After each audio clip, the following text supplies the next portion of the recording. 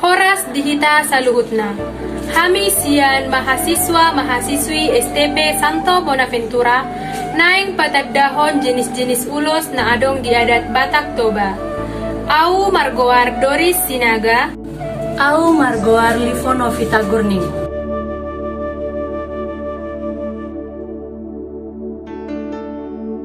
Yang pertama, ragi hotang. Hotang berarti rotan mempunyai keistimewaan. Ulos ini diberikan kepada sepasang pengantin, di mana pas waktu pernikahannya yang disebut ulos marjabu. Yang kedua, ulos sibolang. Sibolang berarti bisa dikatakan sebagai simbol duka cita. Ulos nama yang panjang ini digunakan saat duka cita. Digunakan oleh keluarga yang mendapat suatu kemalangan, misalnya meninggal dunia. Maka ulos ini dipergunakan untuk menunjukkan bahwa yang bersangkutan adalah pihak keluarga yang dekat dengan orang yang meninggal. Yang ketiga, ulos mangiring. Ulos ini mempunyai corak yang saling iring beriring.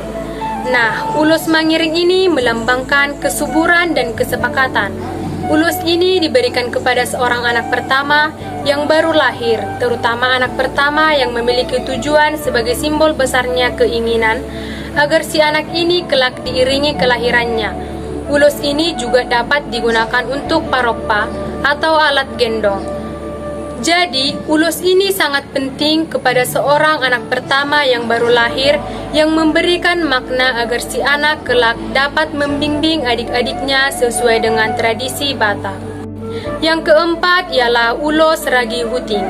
Sesuai dengan perkembangan zaman, ulos ragi huting ini susah untuk ditemukan, sudah jarang dipakai oleh orang Batak. Zaman dahulu, ulos ini digunakan oleh gadis Batak dengan cara melilitkan pada bagian dada atau hoba-hoba.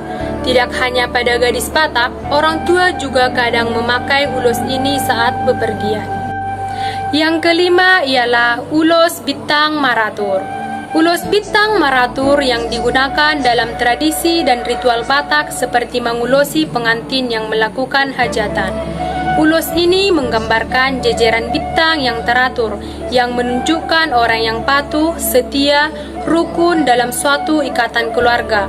Bukan hanya itu, ulos bintang maratur juga diberikan kepada pahopu dalam bahasa Batak, dalam bahasa Indonesia cucu yang mendapatkan baptisan di sebuah gereja.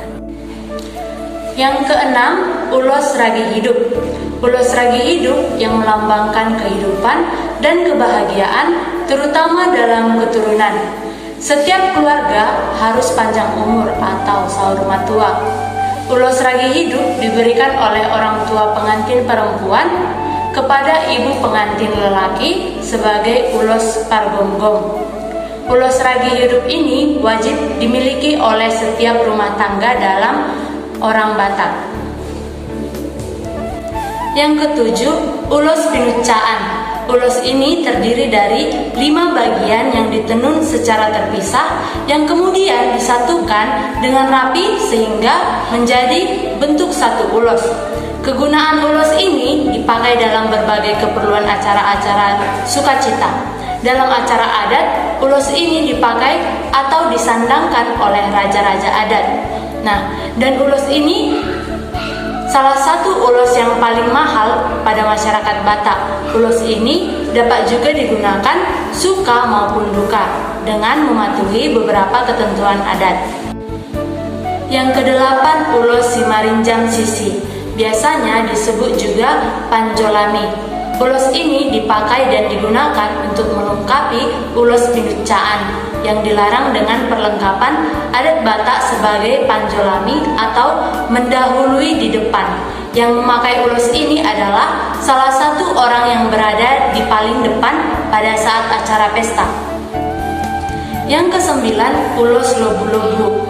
Jenis ulos ini biasanya dipesan langsung oleh orang yang membutuhkannya karena ulos ini mempunyai keperluan yang sangat khusus, terutama bagi orang yang sering mendapat kemalangan atau kematian anak. Yang ke-10, ulos Sitolutuho. Ulos ini difungsikan atau dipakai sebagai ikat kepala atau selendang yang digunakan sebagai pengikat kepala atau tali-tali oleh gadis Batak. Demikianlah hasil pemaparan kami tentang jenis-jenis ulos yang ada dalam Batak Toba. Terima